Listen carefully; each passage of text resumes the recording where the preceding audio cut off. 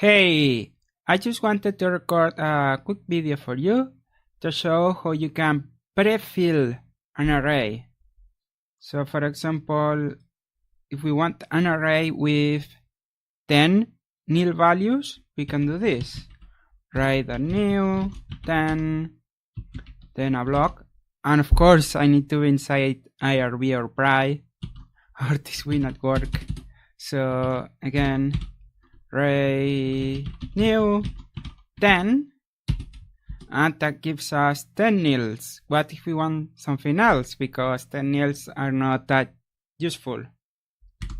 Well, we can use a block, and inside the block we put whatever we want, whatever the value we are going to fill or pre-fill. And there we go, we have numbers. What if we want random numbers? We can do it like this, rand, or random numbers within a range, like that. And we get our array of random numbers, and as you can see, it changes every time. So that's how you get an array with pre-fill values, and you can change this to whatever you want. So you can get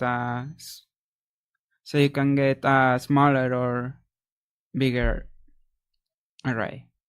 So I hope you found this quick tip helpful. If you did, please subscribe to the channel so you can get more videos like this.